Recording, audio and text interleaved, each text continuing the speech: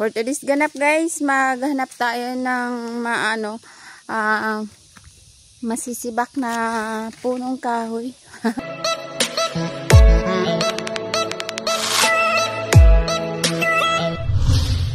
Punong kahoy. Di, meron kaming sisibakin ni Mateo na kahoy dito. Sobrang busy talaga guys, kaya hindi kami nakapag update masyado. Eto, tatry natin ito ngayon guys na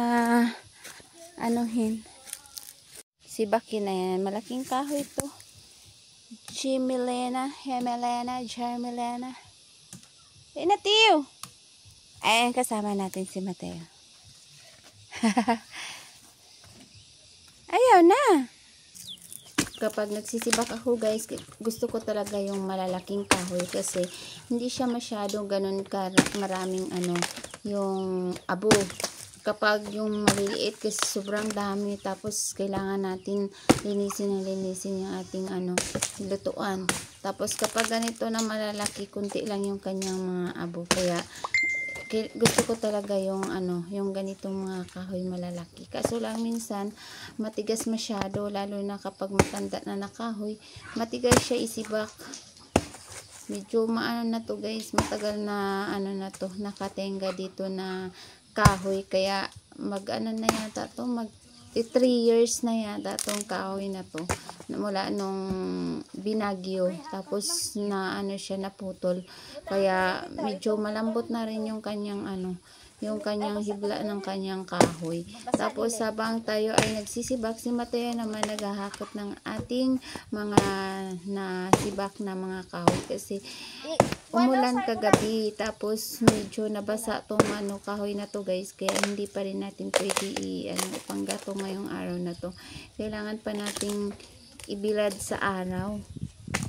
Meron pa kaming mga kahoy sa ilalim ng guys, na ilalim ng aming kusina, pero lang muna kami, nagsibak na kami para makapag-exercise na rin ako.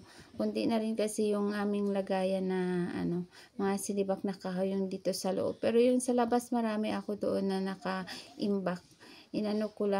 Nilagay ko lang sa isang lagayan, hindi ko pa nagalaw. Yan, medyo marupok-rupok na yung ibang party nito guys, yung mga gilid marupok na, pero yung sa gitna as in siya, sobrang tigas.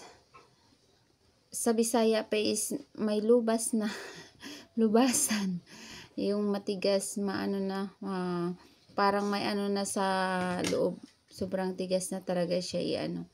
Meron naman dito sa kabilang side siya, nababad siya sa sa lupa. Tapos kapag umuulan, ayun, medyo nababasa talaga ng sobra-sobra. Kaya itong natin ngayon, sinibak natin, hindi natin talaga pwede dalhin sa loob ng bahay agad-agad kasi medyo mabasa sa ulan. Nakakapawis din talaga ng sobra-sobra guys, kaya tayo ay pawis na talaga agad-agad. Kaya yung guys, kumuha ako ng ibang kahoy kasi basa nga siya. Gusto ko kasi magsibak na hindi masyadong kasi baka mamaya umulan din. Kaya nga habang ngayon mainit, ibilad natin saglit lang. Kaya kinuha ko na lang yung hinakot ko na kahoy doon sa ibabaw at dito na lang tayo nagsibak. Ibang puno na tong ating sinibak guys, yung mga nahakot ko na to nakaraan. Tapos hindi ko siya nasibak, nilagay ko lang muna dito sa may tabi. Ito na lang muna yung sinibak natin para sigurado tayo na hindi masyadong mabasa yun, kasi matagal na parang babad na siya doon banda.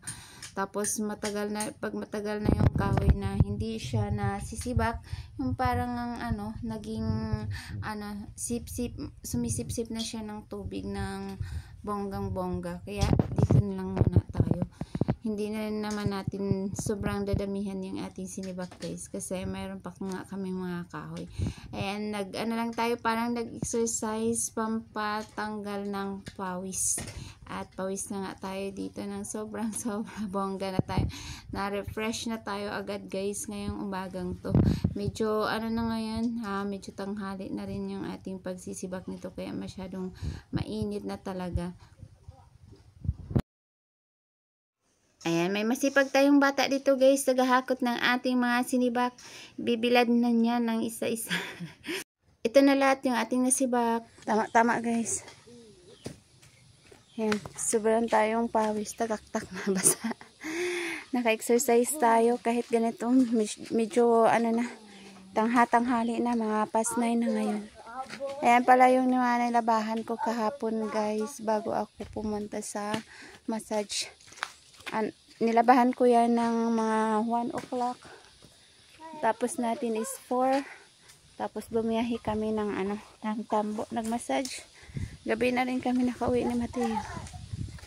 Meron tayong kunti na kita, pa kunti-kunti guys, isang tayante.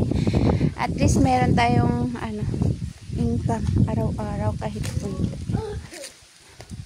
Pero mas maganda sana kung meron tayong client 5, 4, isang araw 3.